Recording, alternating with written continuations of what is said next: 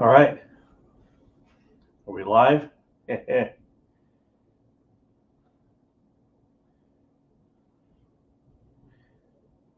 think we're live.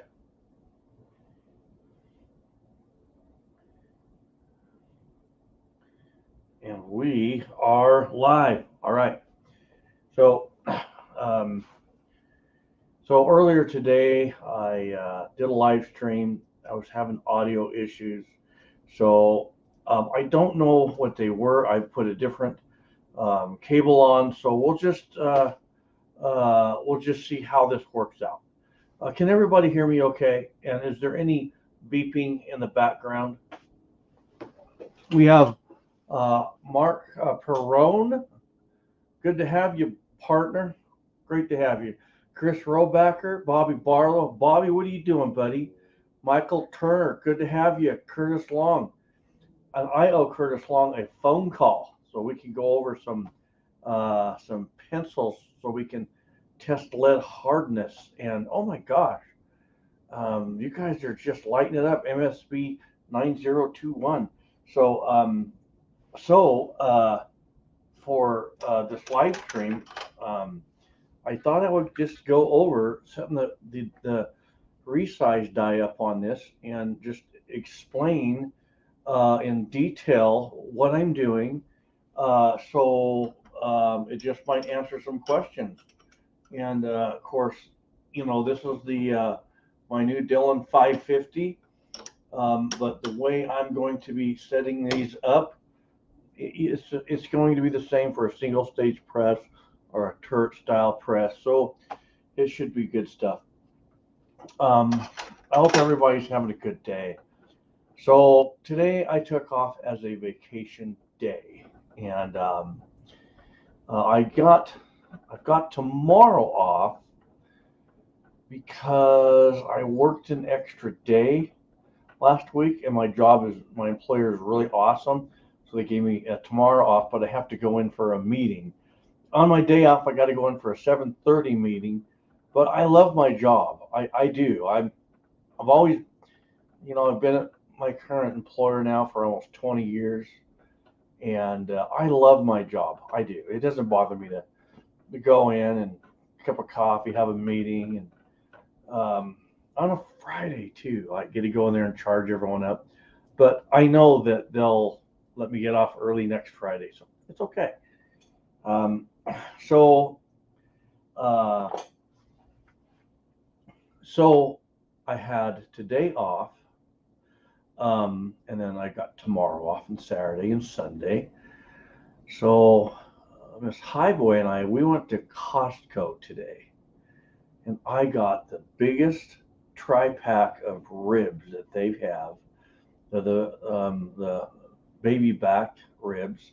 And I'm going to smoke those tomorrow, and I'm going to smoke some Saturday, and I'm going to smoke some on Sunday. And we're going to have a rib festival weekend, and I'll be working on some videos. So that's what I'll be doing, and I'm sure I'll be doing some live streaming. Michael Turner, well, that's good. That's rare in the world. It is rare in the world that people really like their jobs. I love my job. I really do. So, all right. I just did a series on this machine, this Dillon RL550C, and there's 23 videos in that series. That's what I've been working on now the last couple of weeks. You haven't heard much from me because I've been working on this. And so I got all 23 videos done, and last night the first one went up. That was the unboxing. And so as all 23 videos come out, if you follow it for the Dillon 550C, I go all the way to the completed cartridge. I mean, I go into detail on setting every little piece up, and so on one of the videos where I show how I'm priming, I'm setting the priming system up and going back and forth from large and small. I wore my shorts and my logging boots and a knife stuffed in my boot, and I just acted normal. So when you see that, you'll get a crack up. Just trying to be the funny me, But it's a good series because I show how to get the powder measure uniformed and charged, throwing the correct charge. I showed how to set all the dies up, everything. So that'll take, I got one video coming out every other day. So a little over a month, that whole series will be out and it will be live. So what I'm doing now is I'm playing with this machine and I haven't done much with this. So just so you know, I got this machine a couple months ago and I didn't do anything to it. I didn't set it up and use it. I literally did the whole series before I started playing on it. So now I get a play on it. And I thought that I would just do some live streams on it. And I'd like to get some different calibers for over time. But this is mostly for my 223 Remington. So on my 650s and my 750s, I have one 750 and two 650s, okay? My 750, I run my 9mm. My 650 is for my 45 auto. And this one, I'm thinking of selling this. So if you're interested, groundzeroloading@gmail.com. I would entertain it. So just so you know. Otherwise, I thought, well, should I set it up for 40? If I load 40, I don't know how much 40 I'll really do. So right now, it's just a bench magnet.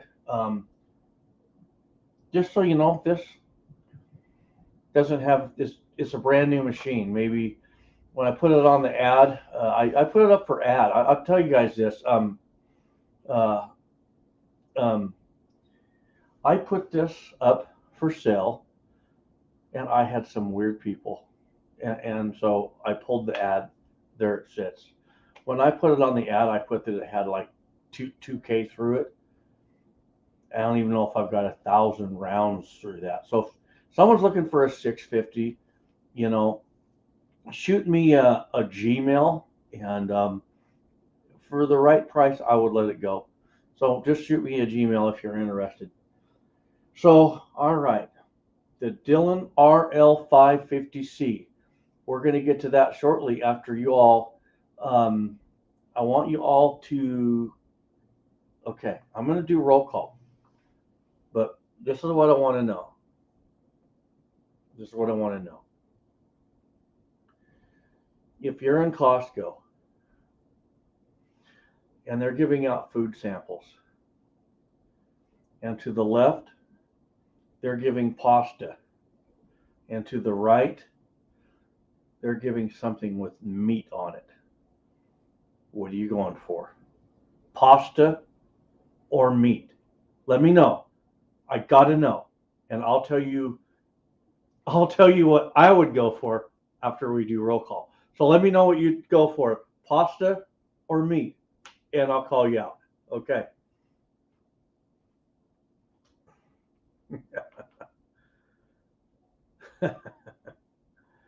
Okay, we got meat, Curtis Long.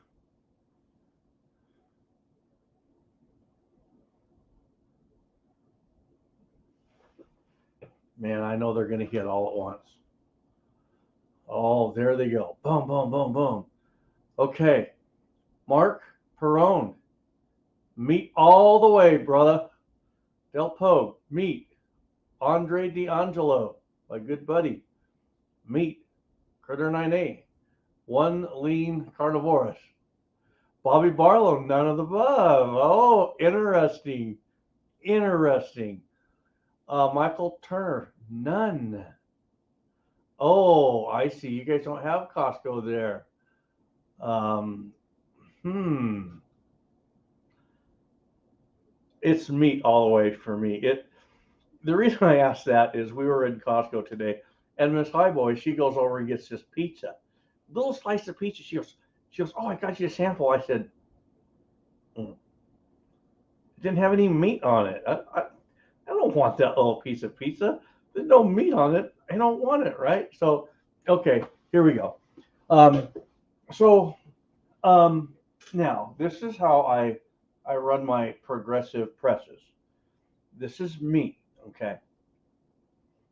If you want on your progressive press The Dillon is set up. It's designed to where you can go to the range, you can shoot, you can pick your cases up, and you can come right back here. You can, you know, uh, I would tell you to dry tumble if you're going to do it this way. Dry tumble your cases, get them cleaned up, and then you can go right into resize and decap and then prime, charge the whole way through to seating and crimping. Okay, the Dillon is designed for that. The reason I would not wet tumble if you're going to run straight through your Dillon is you could get water under those primers. That's going to quench your cartridge. That's a really bad thing. Okay, so the Dillon, it is designed for that. But unfortunately, because we have something called military crimped primer pockets, you can't do that, right? With the 223 Remington, there's a lot of 9mm cases out there you can't do that with. That's one thing I really like about my 45 Auto. I have less problems with the 45 Auto. The thing with the 45 Auto is you got to make sure you don't get the large or small primer pockets mixed up. So see, all of them, you have to be a little bit of a case investigator on all of those, okay? But let's say you had brand new brass. Now, brand new brass, you can run that straight through. I always say on new brass, you should at least neck size, okay? But even if you didn't, if you just went right out of the chute and you went for it, you could pull it off, go to the range and shoot. And then if you collected your brass and you made sure that you got just those, you could come right back and you could go into your Dillon and you could go for it. Okay? But now, the real world. If I was to take these out into the desert and shoot, or anything that I'm going to shoot, when they hit the desert floor, there's a chance I could pick someone else's case up. There's a chance I could pick up 2 or 3 cases that weren't mine. And maybe they've got a primer pocket that's got a crimp to it, right? Some of that needs to be swaged or cut out, however you do it. And I prefer trimming that out with the RCBS primer pocket military crimp remover, okay? So what I do on my brass for my progressive presses is this, is right now I'm working on sizing these. Now what I'll do is after I size them, then any of them that have the military crimp, I cut those out with my RCBS tool, and then I uniform the primer pockets with my Redding primer pocket uniformer. Now understand something. I do not use the Redding primer pocket uniformer on these to increase my precision. I don't, that's not why I do it. I do it because it makes sure the primer pocket is cut down deep enough that when I seat the primers, I'll seat them past flush every time. And in a minute, I'll show you that. I'll show you how that works. You've got to see that, okay? So then at that point, I trim the case and I chamfer and deburr. At that point, then I come back to my Dillon and I run them all the way through. That's how I do it. I have a super high rate of success. What do I mean by that? If I didn't process my cases on my Dillon, I'm going to have a primer loss rate because of primer pockets that I haven't trimmed. You can have primers that don't seat deep enough. Understand something on your auto-loading rifles. When you shoot your bolt-action rifle, when you shoot a bolt-action rifle, bang. It's not like when you pull the trigger, it's coming up yanking that bolt. You're not. You go bang. For a brief moment, you pause and then you extract and eject. Your AR-15, it's extracting those as fast as you can pull the trigger. Bang, bang, bang, bang, bang, bang, bang. Okay. So if you go out to the range in January when it's cold, your cases aren't going to get as hot with internal pressure. You're not going to have the severity of expansion. So when we think about this, when that case fires in your chamber and it sticks to the chamber walls, well, when it's colder out, it doesn't build internal pressures like a hot case does. So when you extract it, it's just going to ease it out of there. But you go shoot those cases in August, you're asking a lot out of your cases. And what happens is you're shooting and their firearms getting hot, hot, hot, hot. And those cases are already hot. It's summertime. And now you're getting amazing pressures in there. And what's happening is your case, it swells and it sticks to the chamber walls. And all of a sudden your rifle extracts that.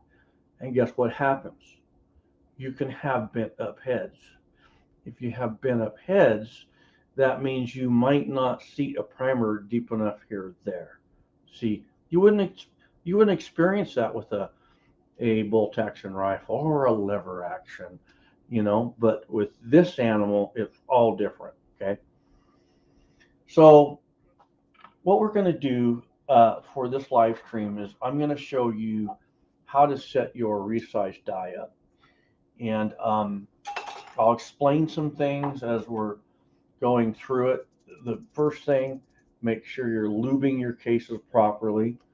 In my opinion, inside internal neck lube is every bit as important as the outside. Okay. So this is how I set my resize die up. And I'm going to do this 2 times for you. Okay. So run your platform all the way up, or a single stage, run your shell holder all the way up.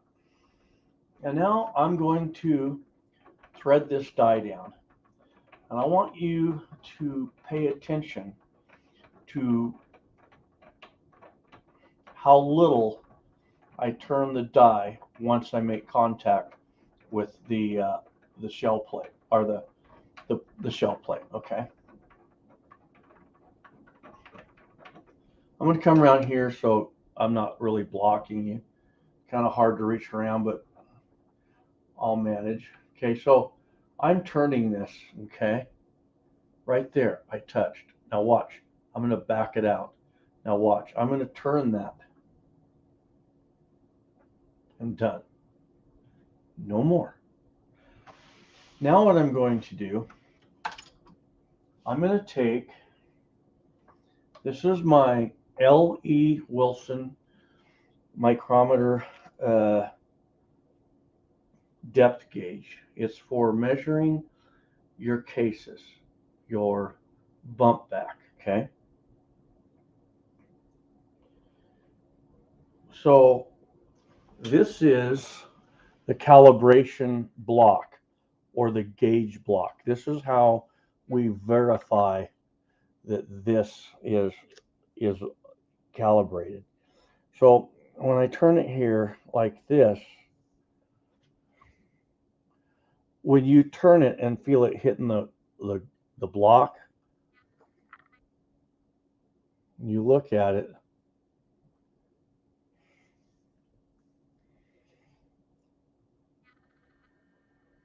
it's just dead on.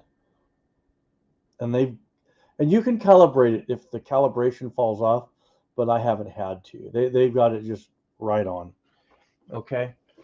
So now what I'm going to do, now that we know that that's 0, now I'm going to take a cartridge case.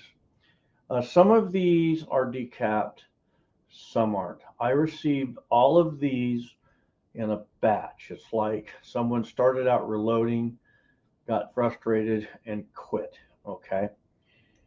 And I ended up with them.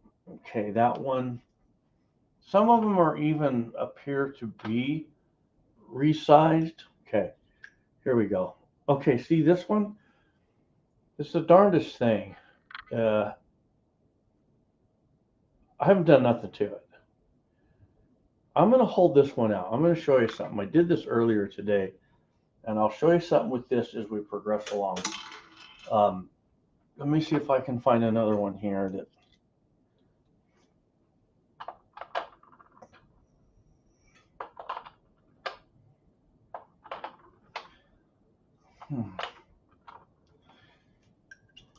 Okay, here we go. When we look at that, we can see that, you know, it's definitely sticking up there. So now I'm going to take this, I'm going to back it off. And now what I do, you'll hold that tight. And now I'm going to turn this micrometer.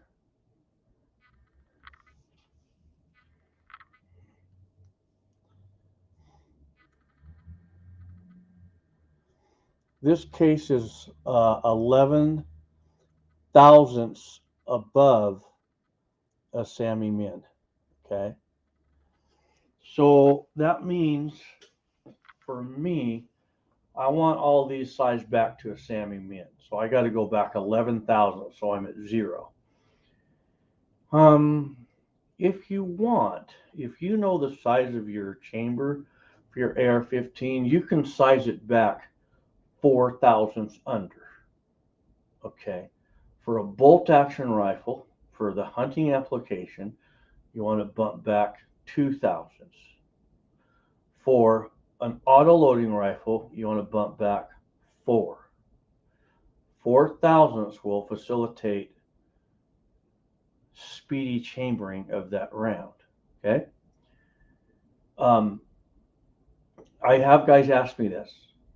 On your bolt action rifles, you bump back 2 thousandths because at 2 thousandths is when you can smoothly chamber the round and close your lugs. Okay? But I'm just talking to a guy about this, and when I told him this, it made a lot of sense to him. I told him, you're really going to mess your rifle up doing that. Having a cartridge that's tight in a chamber is a good thing until it's too tight. We have headspace set up in our rifle. Okay. He wanted his round as tight as possible. I said, okay, your rounds have to be bumped back 2 thousandths. But on your first round, if you want that tighter than 2 thousandths, you can neck size.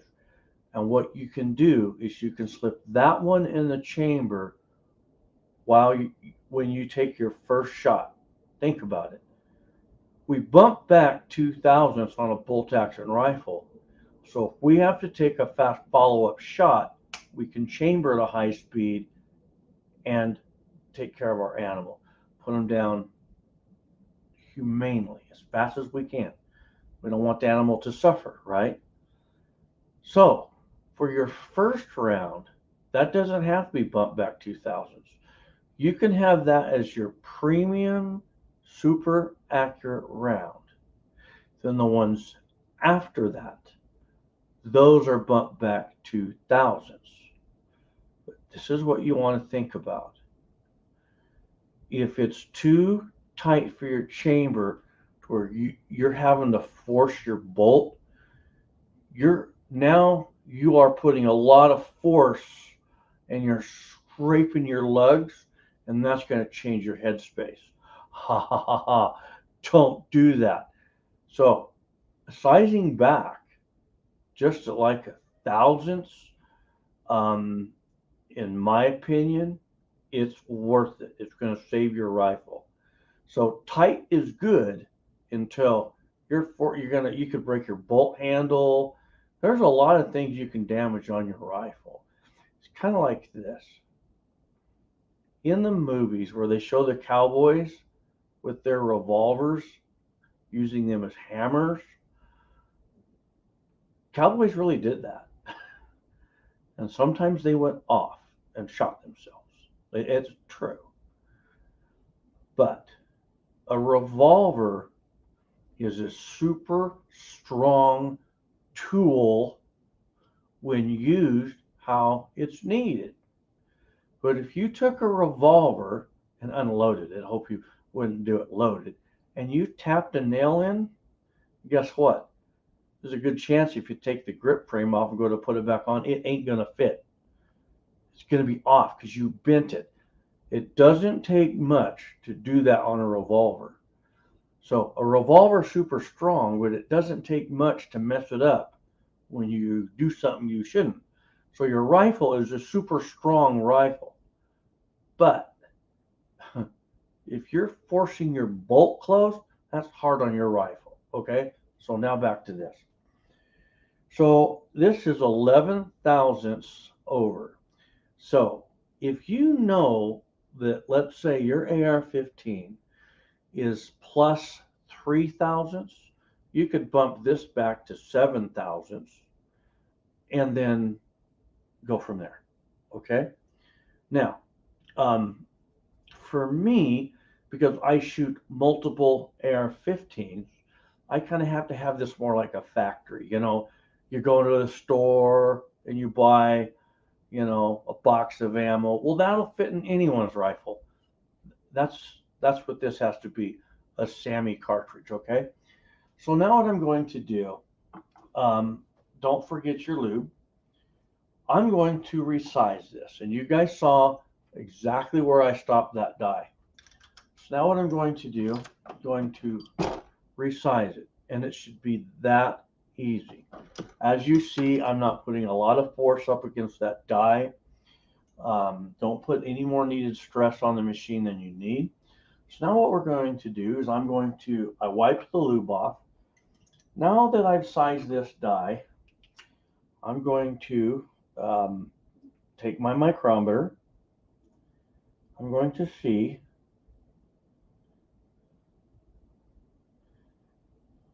okay.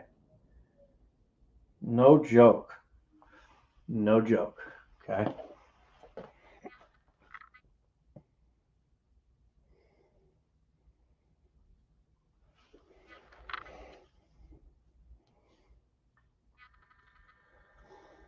Just that amount that you saw me put on that die, I just sized that case a thousandths under.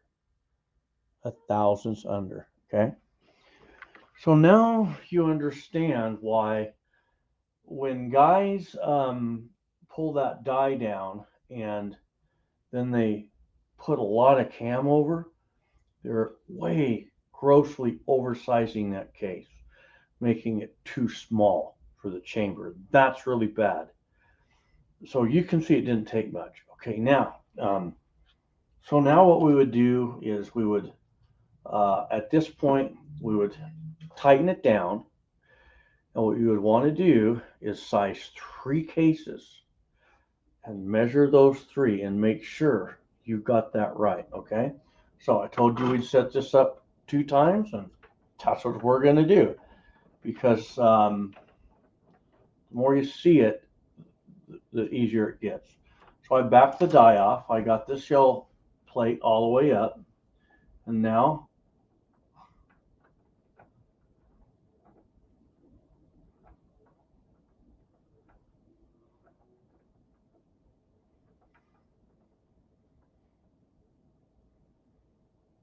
right there, that's it. Now, I have a theory. It's a theory. I could be wrong. On a single stage press where you put cam over into it, this year I really don't have cam over, and we're getting it sized back. I think because this is a precision or a progressive setup, I think Dillon, I think they purposely put these a little tighter and hold it there so you don't have to apply cam over. That's my thought. I could be wrong, but the Dillon dies are super amazing. They resize super fast. I love it. So now what I'm going to do, okay, let's put this case back. Let me find another case that's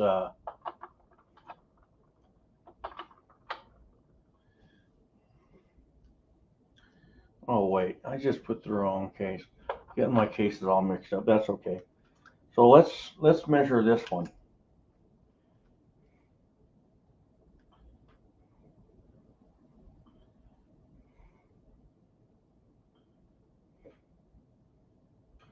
All right, I'm going to show you this.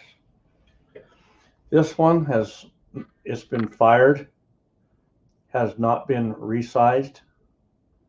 Okay. And this one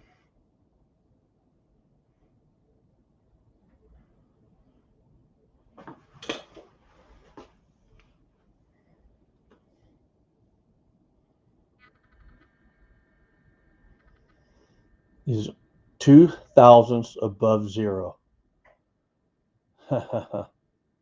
So this one had very little expansion on it. This one went through an AR-15, pretty tight chamber, so it didn't really expand a whole lot. So now we're going to go ahead and resize this, and let's just see where that die's at.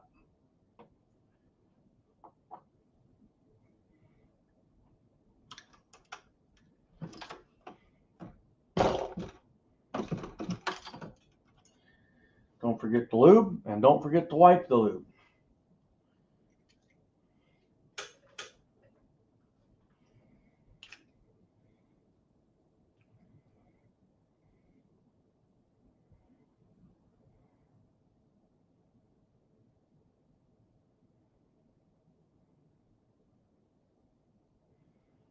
Now watch this.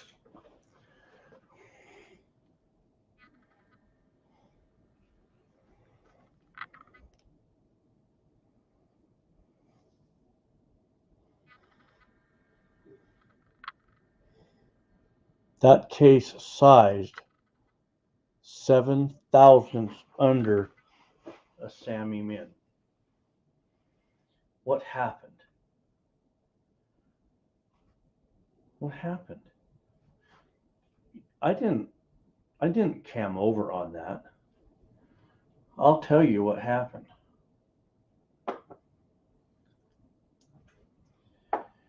When I measured this for being only 2 thousandths above a Sammy Min, like I was saying in my earlier live stream today, these went through rifles that were more to military specs. Military specs, they have a little bit looser chamber. So that would mean that the reason we're seeing these strange readings is this shoulder is a different angle just enough that this case is actually, because, you know, instead of being like this, it's more like this. So it's allowing the case to fall further into my case gauge, and we're getting a false reading. That's the problem. So I'm going to try something. I don't know if this will work. I'm going to take this die, and I'm just going to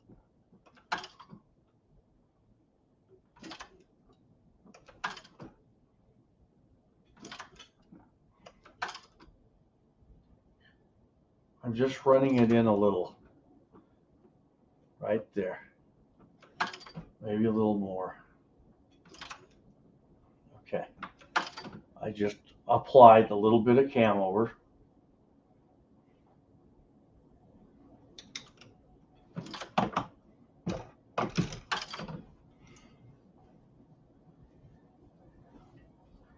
Now let's see where we're at.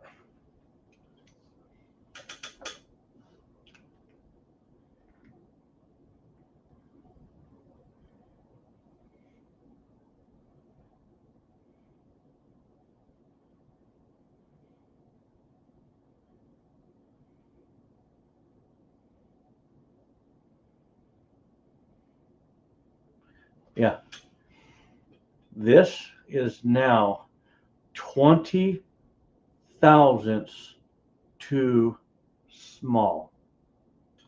When I run this all the way down,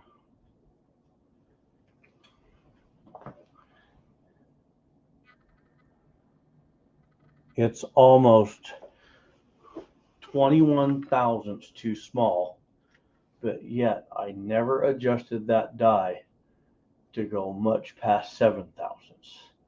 That tells me it's got a severe angled shoulder on it. So what do? If it passes this test, then I go ahead and run it through my rifle and we fire form it to our chambers, which aren't generous. And then the next time this piece of brass comes through, then it will measure out properly in the case gauge, and it will resize consistently in that die, and it will read out consistent here. Understand something. If you could get range brass from shooters that went and just bought just their rifles out of a local gun shop, and you got all their brass, now that's going to be very much like your brass. But when you're getting brass from sources where they're shooting military weapons and that type of thing, well, suddenly, because they're running in, chambers that are much more generous, meaning larger than ours, then that case has more room to lengthen, and therefore you have a different angled shoulder. That's what that is. That took me a while to figure out. When I got into reloading for the AR-15, that really threw me for a curve. And how I've learned this is using my Redding instant indicator and case comparator. I mean, some of the brass that I've got a hold of over time, I would clean it and then put it right into my Redding instant indicator. I would have some that were like 3 and 4 thousandths under a Sammy Min that were fired. And then I'd have some that were 25,000 over. I have one that was almost 40 thousandths over. That's because the shoulder was at a different angle. It wasn't overall long, just a different angle. You change the angle of the shoulder and your headspace goes all over the place, right? So on those, I just followed through, sized them, finished them up, took them right out to the range. I did like 30 of them, shot them, brought them back and measured them, and they matched my AR-15. Okay? So when you're buying range brass, understand there's a wide, you get a lot of different brass there. Okay? And now, if you order range cases, okay, I'm going to explain this to you. I hope I don't confuse you.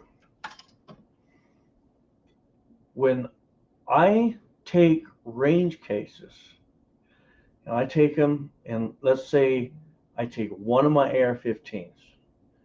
I have an AR-15 that has a plus 4 thousandths chamber.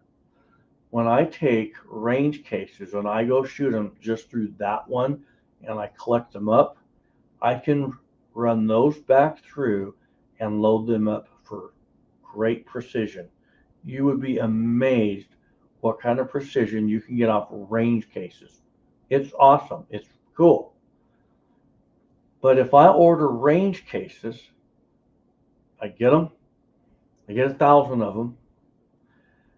I can load those for precision, but the ones I load for precision, you have to cherry pick out the average.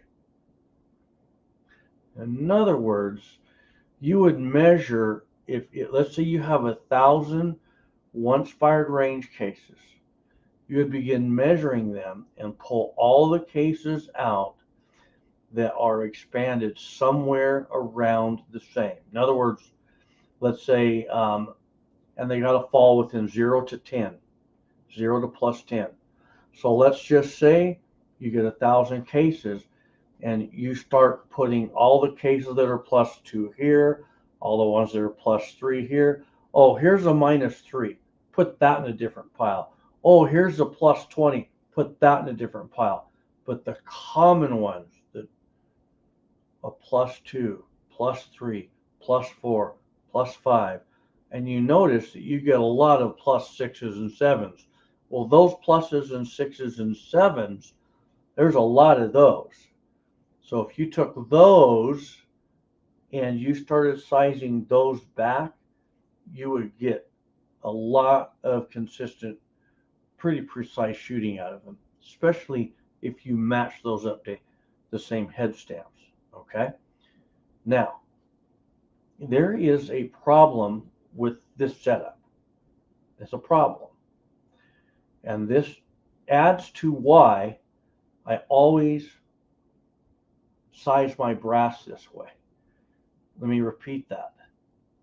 What I'm about to show you is why I just don't run my 223 from the range through my Dillon and done. This is why I process it this way. I said this in the earlier live stream. It wasn't a good live stream because I lost audio and it was beeping. That's why I redid it. But on the Redding competition shell holders, those are designed to where you set your either single stage or your turret press up for cam over. What the cam over does is it crunches the case, it forces it. It's like if you had a spring and you just bowed it, it will go back. If you just bow it, it will go back. But if you bend it, it ain't going back. Okay. So camming over produces this bend that we want. But what we want is a certain amount of bend. We don't want too much. So the Redding competition shell holders, they are machined in 0.002 of an inch increments. Now, I had a guy several years ago get a hold of me, and he said, I want you to know that these aren't correct by Redding. They're not 0.002 of an inch. Well, he was judging that off the cases, but cases have spring back. You could only, if you measure the Redding competition shell holders with your calipers, you'll see they are in 0.002 increments. Redding does a very precise job. So on the Redding competition shell holders, the height of the shell holder is all the same where you have cam over, but they're milled out in 0.002 of an increment step, so the case has 0.002 more fit. So with that, we can control how far back we are resizing.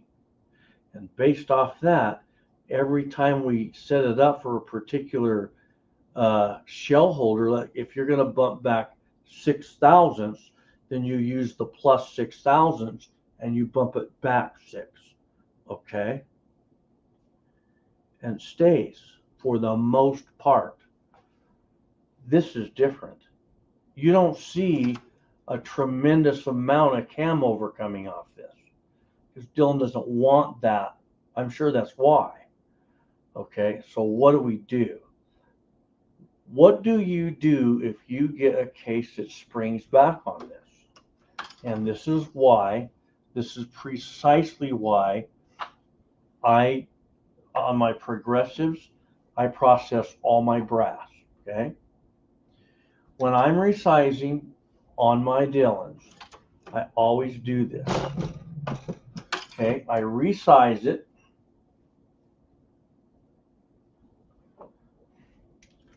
and I check it in the case cage. I don't use that micrometer every time. That's too slow. I can look at this and I can say, that's textbook. I do this to get this dialed in where I want it. Once I have it dialed in, I make my verification with the case gauge. So now, watch this. So you come along here like this, and you take a case,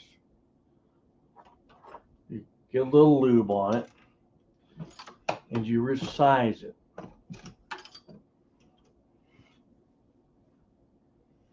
And you come over here, and you check it, and this one actually looks good. But let's just say you go, oh, that's too tall. What the heck? That's what you're asking yourself. Well, what happened is that piece of brass sprung back. It's ornery. This isn't camming over. It's too much on your machine. This is springing back. So what you do is you go back and relube it, and you do this number. Resize, lower it, spin it 180, and resize it again. And now it should stay put. If it doesn't stay put, you can set it aside and nail it on a single stage, or chuck it if you got 10 million of them. But more than likely, you'll resize it down, okay? Now, let's understand what's going on here with the case. Why does the case spring back? Your cases would like to go back to this, the original, but they've been case formed under fire in your rifle, and now you just cold formed it. It wants to return back to something, but it doesn't know what that is. It would be like if you have a straight piece of wire and all of a sudden you bend it. When you let go, it's going to kind of go back, but it's not going to go to straight. And I said this earlier today. If you took a perfectly straight wire and you bent it and let it go, it's going to go back. It'll be bent, but it won't be where it was. Well, if you laid that on a piece of paper and traced it with a pencil and walked away, you might find when you come back, especially with temperature changes, that wire adjusted a little more. Because it wants to go back to a natural state. It's not going to go back straight, but it's going to go somewhere. That's what your brass wants. It wants to go somewhere. So sometimes when you resize it once with minimal cam over, it's going to spring back on you. Okay? So you're going to take it and relube it, and you're going to size it.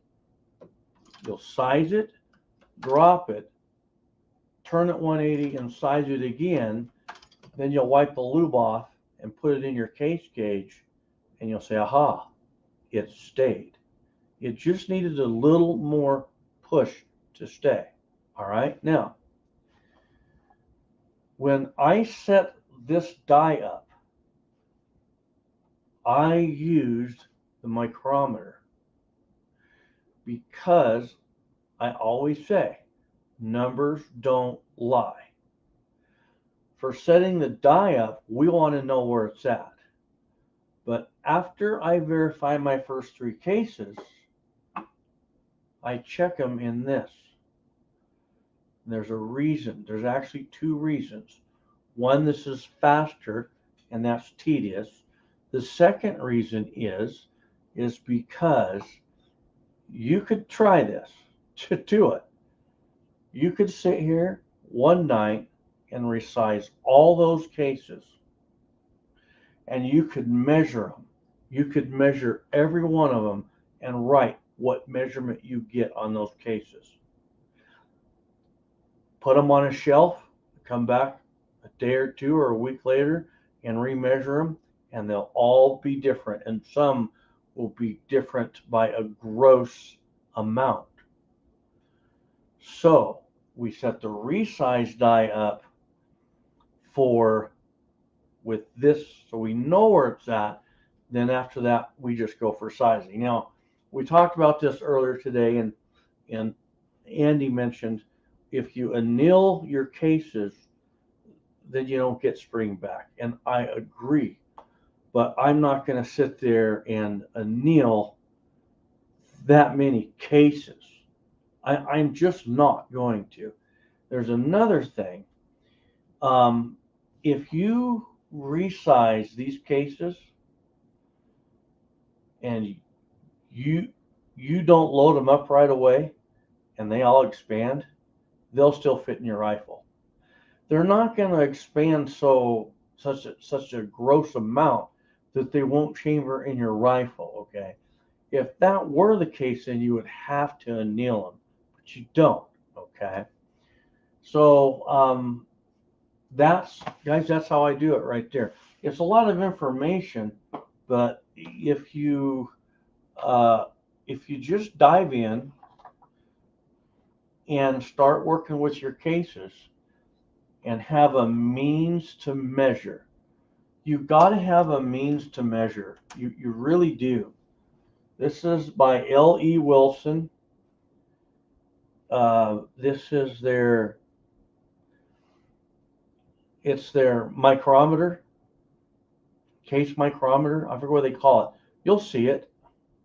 This is the best money spent right there for being able to measure your cases in this fashion.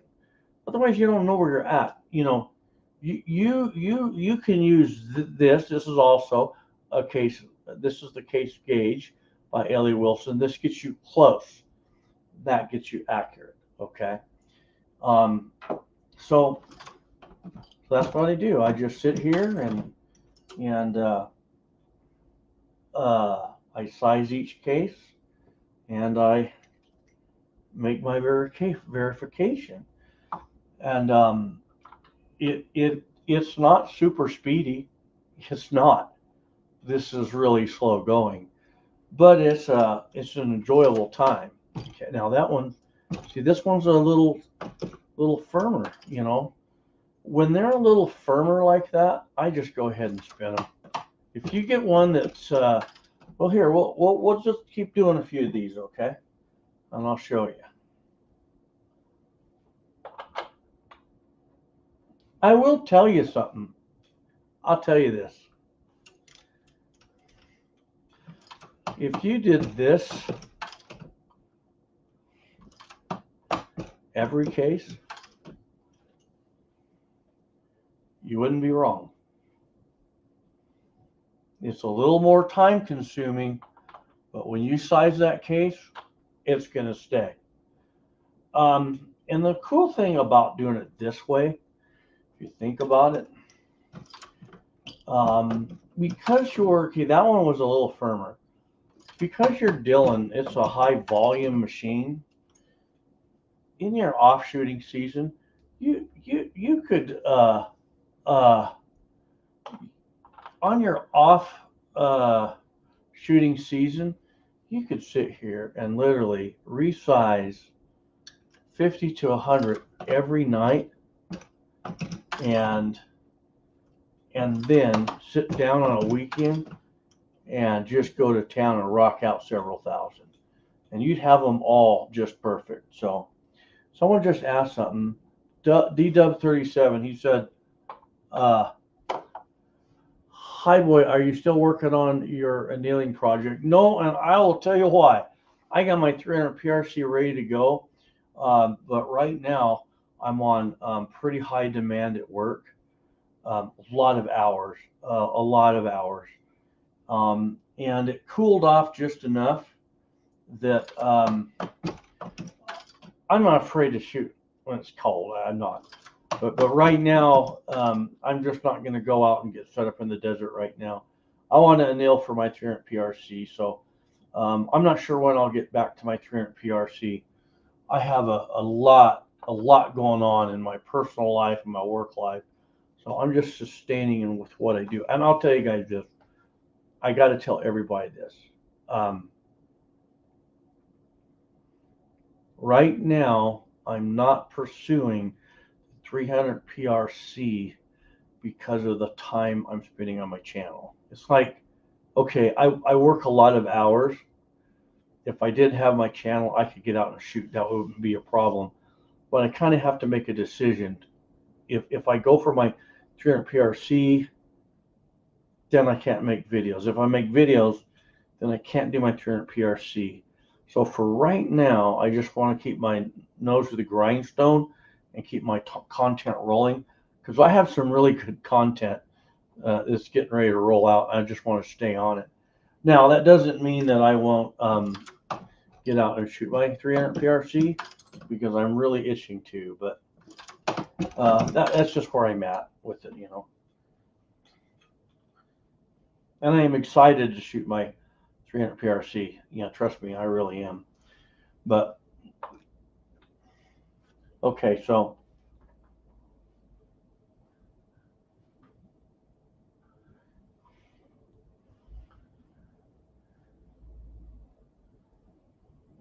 John Ifer, he's a smart man. He even double sizes his 9mm. Yeah. I have guys go, "Are you serious? You would do that?" You know, and then all of a sudden they try it and they're like, "I'm hooked." You know. Yeah, because I don't like to have function issues on the range. Um,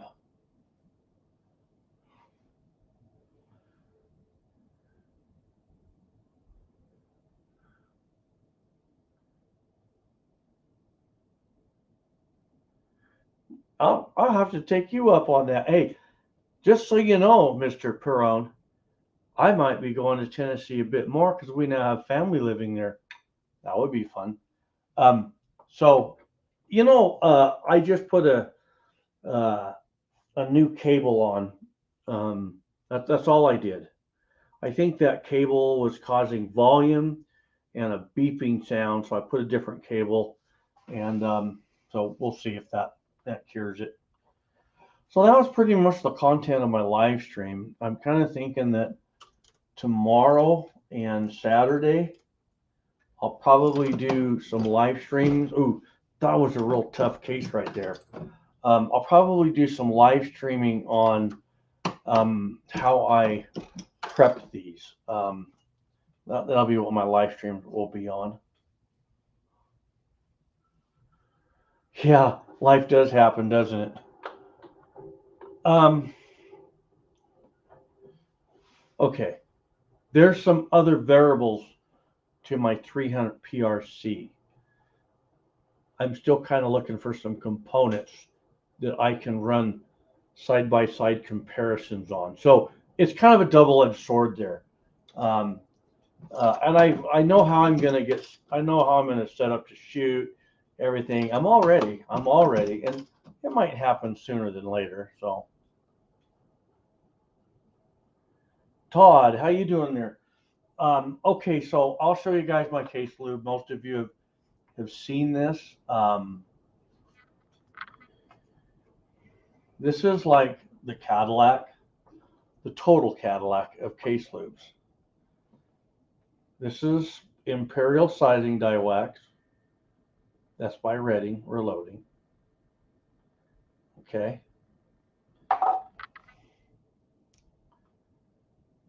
And this is the Imperial Dry Neck Lube. How the Imperial Dry Neck Lube works is, let me go get the graphite. You got to see the graphite.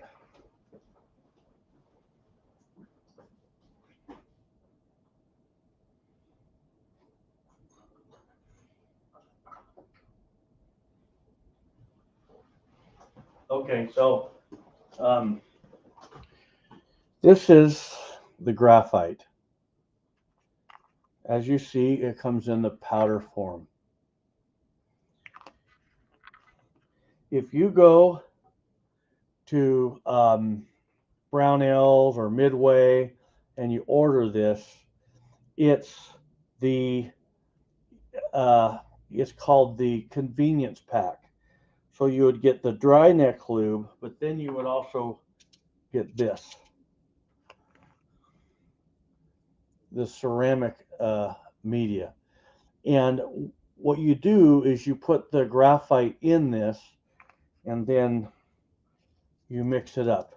And when it starts running low on graphite, you can refill it. Okay. So basically, for lubing inside of the case, I just go 1, 2, 3, 4, 5.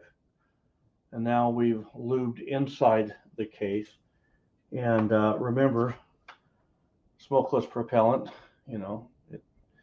it has graphite, so it's not going to hurt anything. And then this is the Imperial sizing die wax, just a little goes a long way. And it's like under 30 degrees out right now. It's a little cool in the garage, which I like that.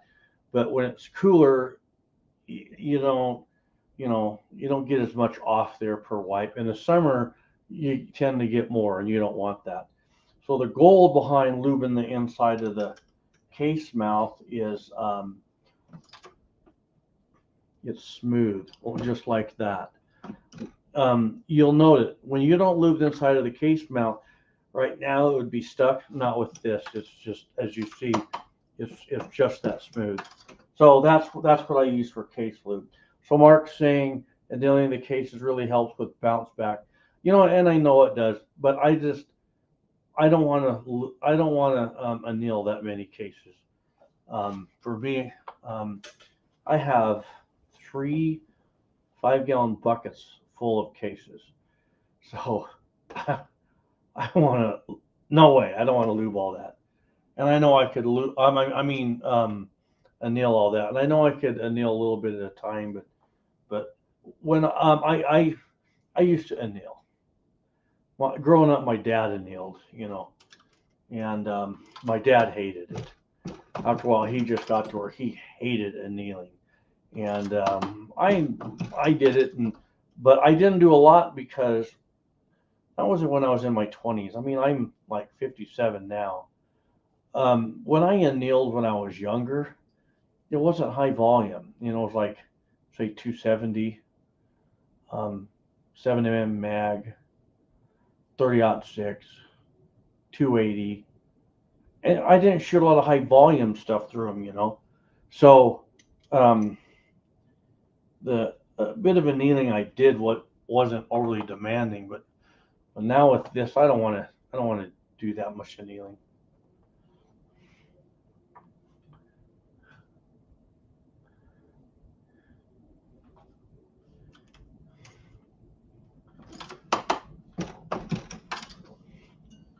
So that's it, man. That's my live stream. So okay, I do want to show you guys something. Tupac man, yeah, I'm still a youngster, huh? Okay, I do want to show you guys something. Let me grab something here.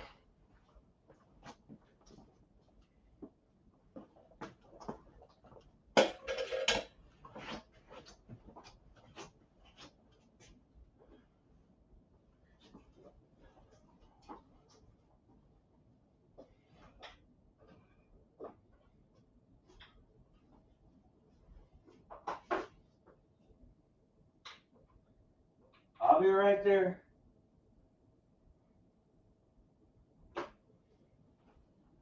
I've almost got it. Hang on, guys.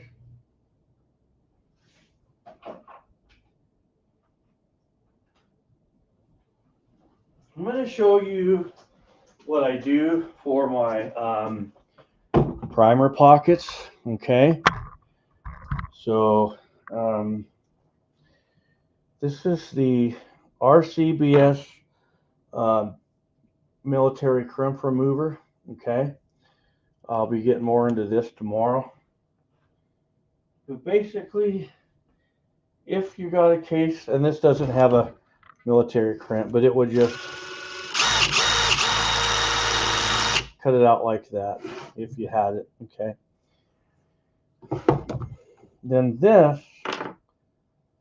this is the Redding primer pocket uniformer.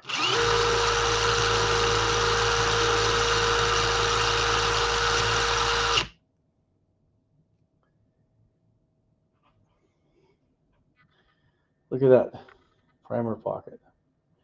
So what it does is this cutter, Redding has it set to a SAMI. It's a SAMI depth, and it does not loosen your primer pockets. I have never had that happen, okay? But what it does, well, let me bring this back, and let me get my calipers here.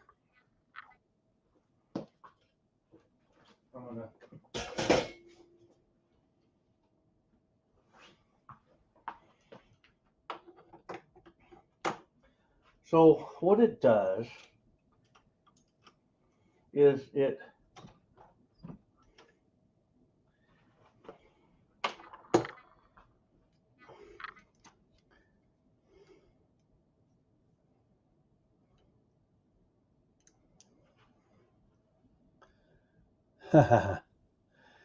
you want your primers to seat between 3 and 7 thousandths. Okay, so by uniforming that primer pocket, it ensures that you can seat that primer deep enough. So now let me see if I can do this with the case. Okay, this is just a typical 223 case. There's no crimp on it, but let's just see how deep this one seats.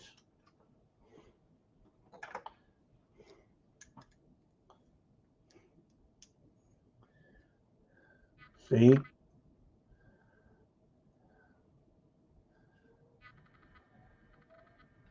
So that's the difference. Okay. So that's why I run the Redding primer pocket uniformer, is because it just does such a nice job of making sure that primer is seated past flush. That way, the floating firing pin on your rifle, it's not going to set you up to have any slam fires whatsoever. Okay. Jeff MOA, I use the RCBS military crimp remover and the Sinclair primer pocket uniformer, large and small. Smart guy right there. Way to go. Hey, brother, GS Scotty. G Scotty, good to have you. Awesome. BSU guy right there. All right. So anyway, there you go. I don't always, I don't want anyone to ever think that I feel like my way is the right way. But if I can just pass on a little information to help someone else, that's my job. So, 62-degree day. Nice. Wow. 81, 300 rounds. You know, fuck, man, I hope when I'm 81, I can just get to the range. That's what I'm hoping. So, all right. Okay. Any questions over the Dillon, the 550? Anything you want to ask me about?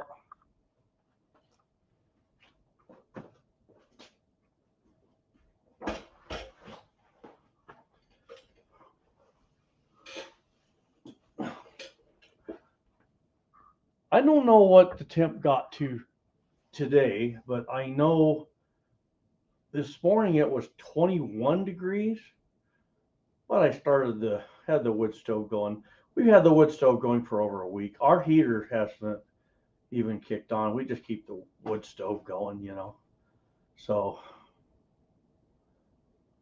hey, Paul, it's good to see you. That is it. I've had it. Reloader dude, oh, I'm ready for you, Reloader dude. Oh yeah, you're gonna have to get up pretty early in your big old moving truck there to get me, buddy. It's good to see you, man.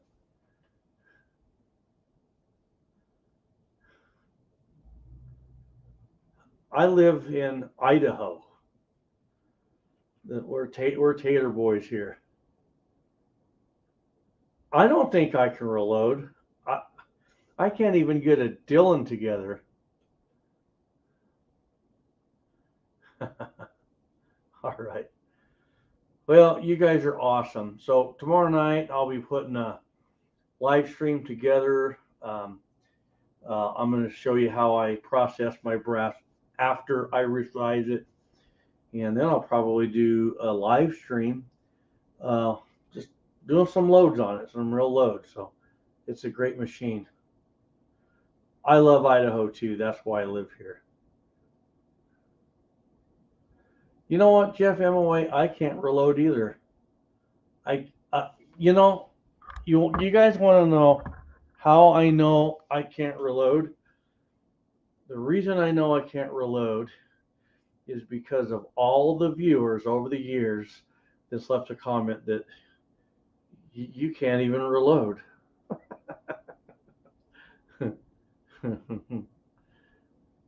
Gee, Scotty, Northern Utah. You know, we have family in Utah. Good people in Utah.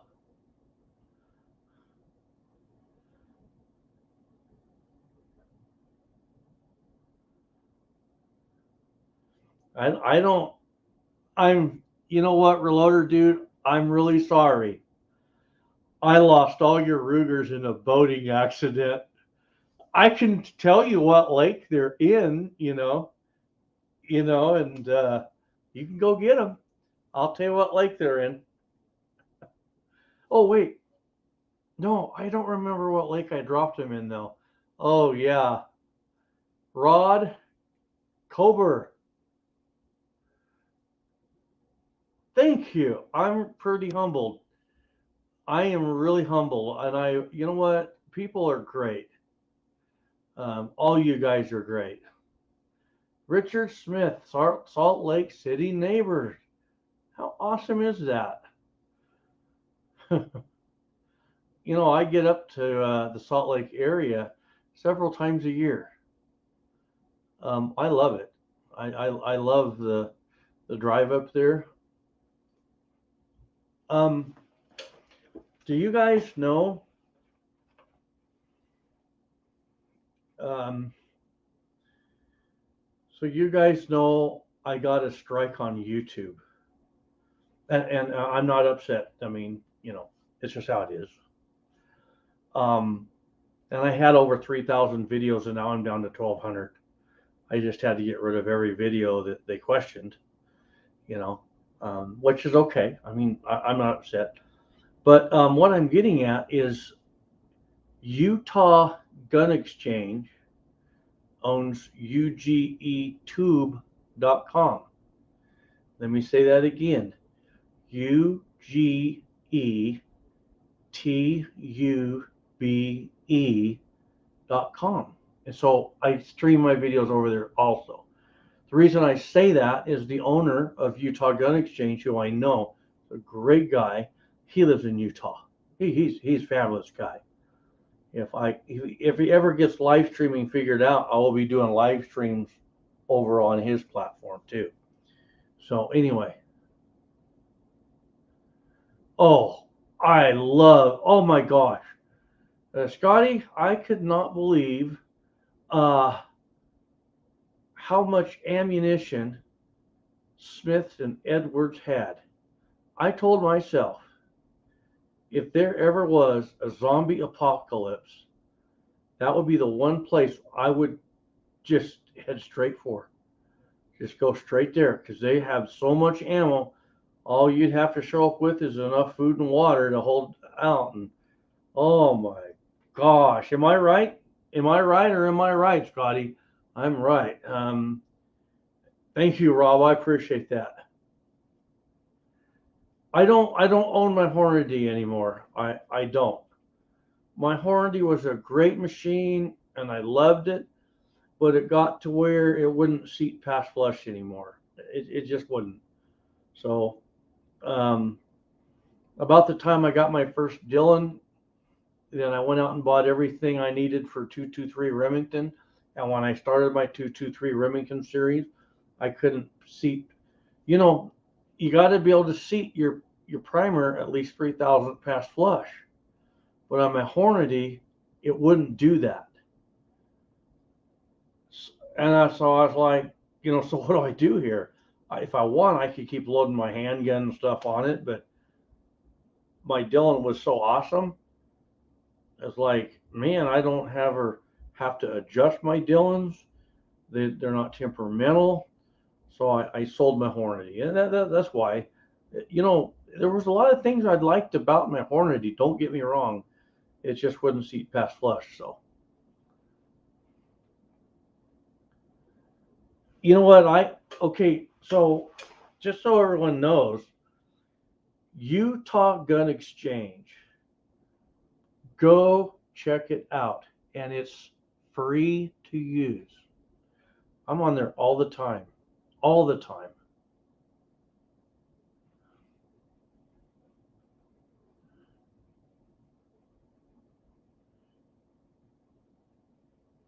You're welcome, David. Sometimes I wished I had. I wouldn't be surprised if down the road I get another Hornady. I really liked it. I didn't have a problem with my Hornady. I didn't. It's just it quit seating past flush. And well, from what I understand is mine was rare. Not many of them have that problem, but because of how they seat the primer off the body of the press, mine had dimpled out enough that it was not functional. And I called Hornady. Hornady said you'll probably have to hand prime for that application. It's like, well, that defeats my purpose here. So but you never know. I might get another Hornady. If I do, I'll rip it up and do a really good unboxing and a setup, and I'll run it good. I was gonna say something. Okay, man, I gotta talk about gun prices. One of the things I did today is I went around looking at gun shops, real gun shops, not like Cabela's or Sportsman's. I mean gun shops that have the older stuff, you know, SKS, Mosin, Nagant, um, you know, um, 8 millimeter Mauser, you know, those rifles, the older um, Marlin lever actions, the older Winchesters. I saw 3 first generation Colt revolvers today. I saw a 1911 manufactured from 1919. I saw a Remington M1911A1. It was going for $2,700.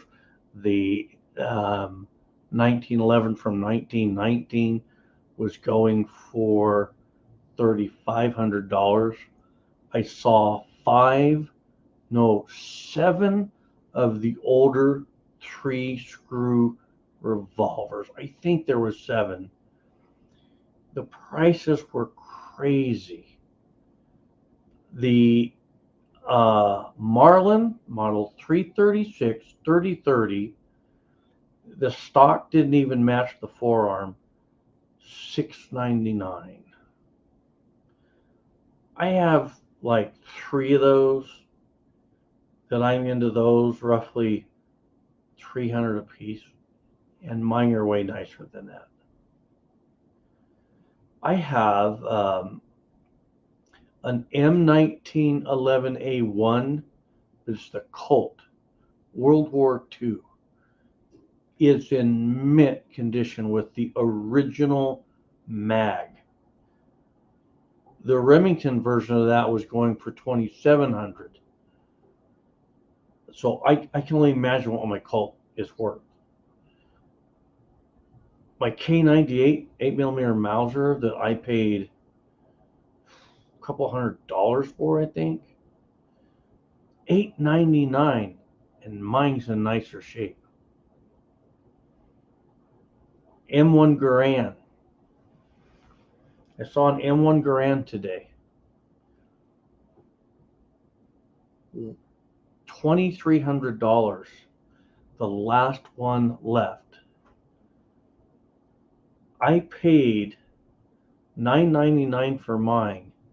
Mine has a +1 barrel and a +1 chamber and a perfect stock. I don't know what I could sell that for today. It's crazy.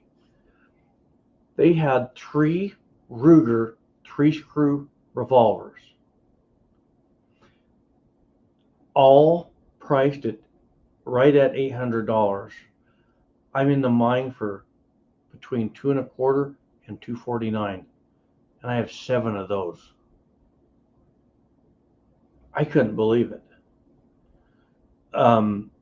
The prices of guns, are through the roof.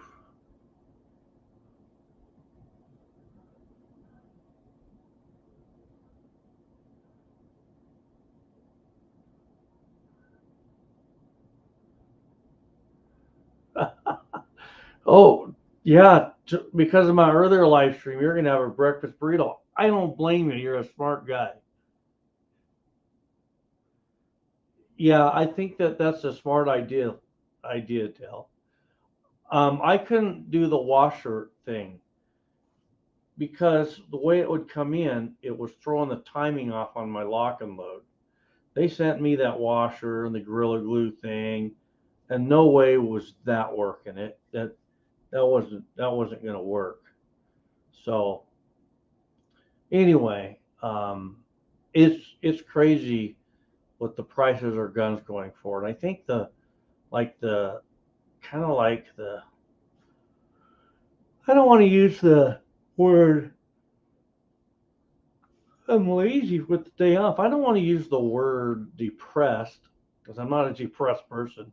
I guess the bummer part about it is I'm walking around looking at guns going, my gun buying days have kind of come to a halt because am I the only one thinking that?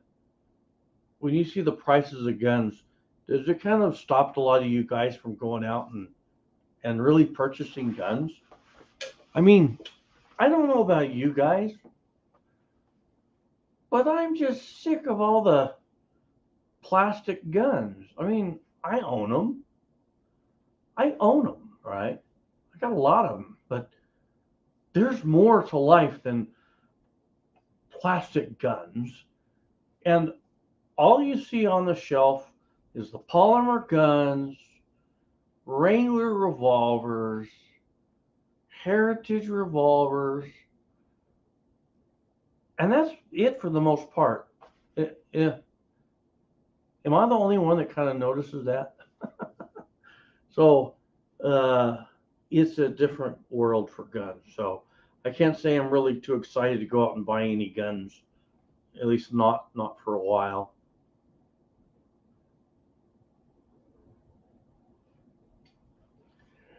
All right, guys. This cowboy is going to go and sit by the fire, and it's 8:16 my time.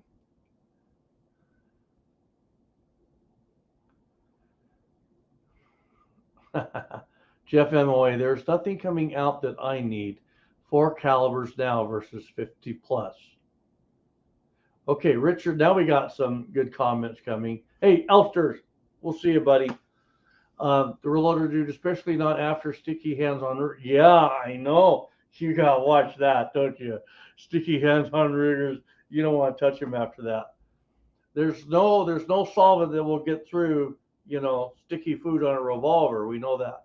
Richard says, nope, was at Cabela's and Shields yesterday. Can't think of any new I want. Yeah, I mean, I'm saying, where's the Ruger Blackhawks? Where's the Ruger Redhawks? Super Blackhawks, Super Redhawks. Where are they at?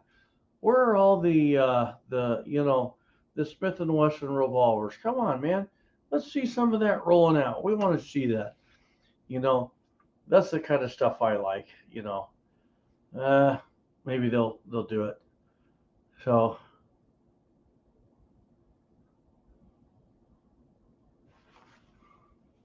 yeah, you need everything with a threaded barrel.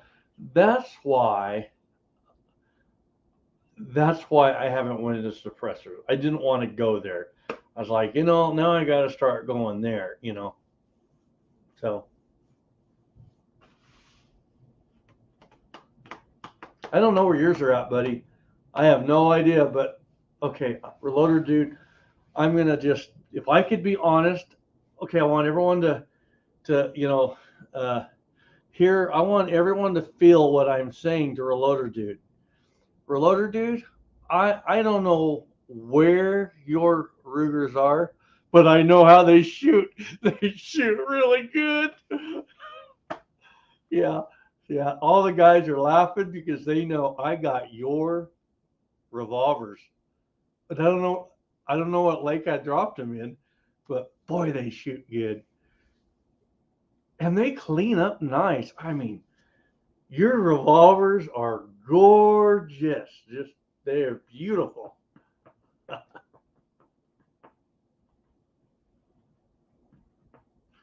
All right, guys. Here we go. Tomorrow I will be live sometime during the day, not sure when. Tomorrow night, the Georgia Boys. I'll probably be listening in on that. But then Saturday, I'll put something together most definitely, and most definitely Sunday. So there we go. I will tell you a few things I'm working on. I'm working on some 7.62 for my Mosin, and I'm working on some 30-30 for with some Missouri bullets. So you might see some live streams on those. I'm sorry I'm yawning, guys. It's just been a long. I had the day off, but I still got up. Or I get up like at 4:30 every day. My sick mind every day, 4:30. So anyway, all right. Thank you. We got new JC Rock 7. Everyone, welcome JC Rock 7. He says, just started watching your channel recently. Great videos. I've learned a ton. Keep up the great work. I will. I got so much content coming out that it's crazy. Yeah, I got some stuff. Okay. Do you want a sneak peek at one item you're going to see coming out of my channel? I got to have 3 yeses. I got a little something over there I could just flash you here so you can see what I got coming out of my channel.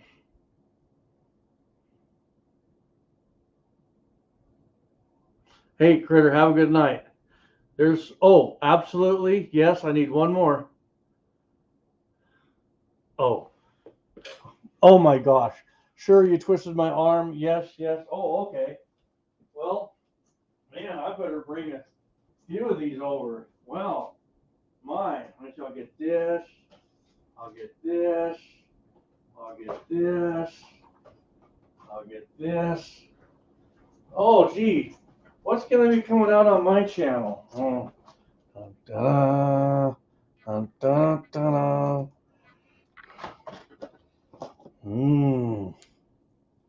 Oh, yeah.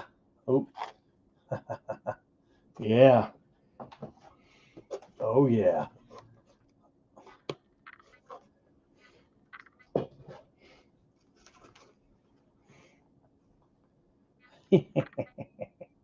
And that's not all. That's not all.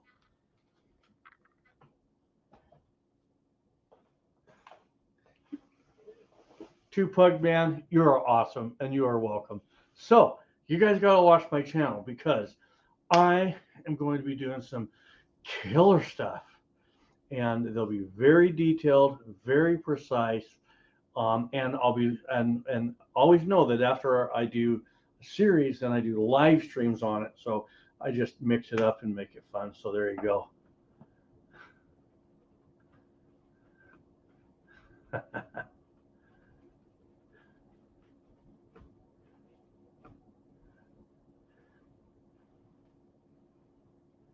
It's all good, isn't it? It is good. That's right. So, all right, guys. So, um, that's the end of this live stream. I want everyone to type. I want you to type what would be the next firearm that you would purchase, and I'll call you out. Your next firearm purchase.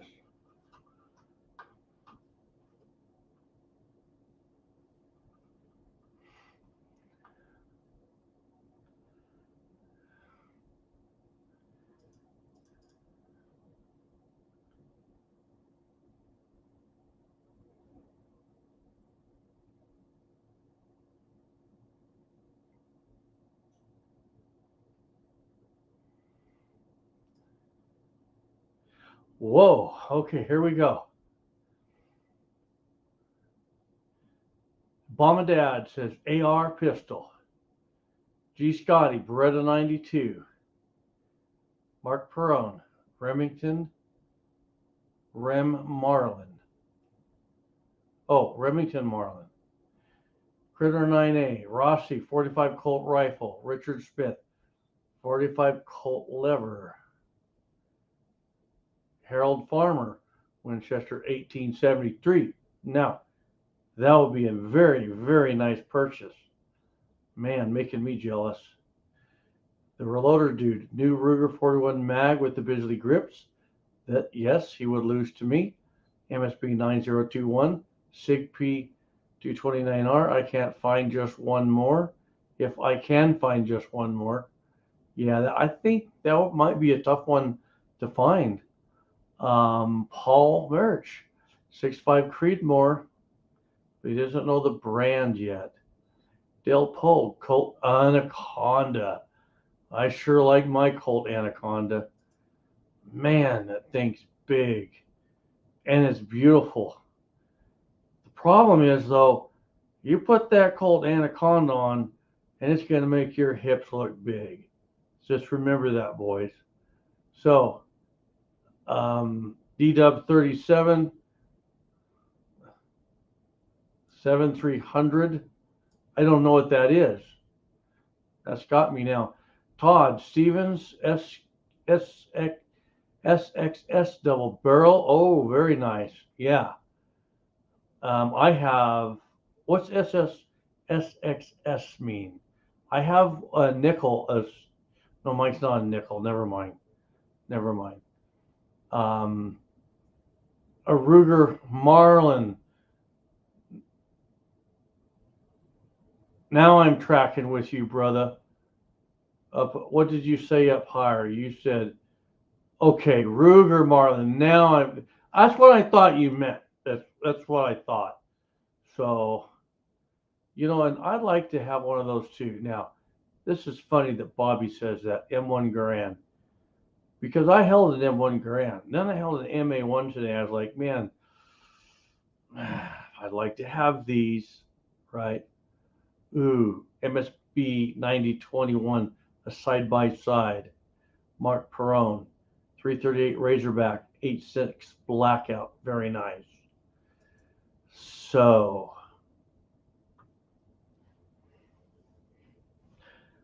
I wish I could find an older Ruger three screw revolver, 45 Colt in a 4 5/8 inch barrel.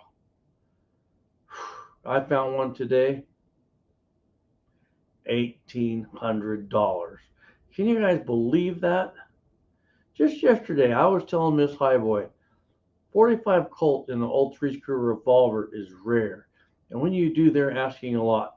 And today she was with me when I found one, and she understood what I meant by you find a three-screw revolver in 45 Colt, they want a lot. And I have one that's just pristine three-screw revolver, and it's the 6-inch barrel, but I want one 4 5/8. So,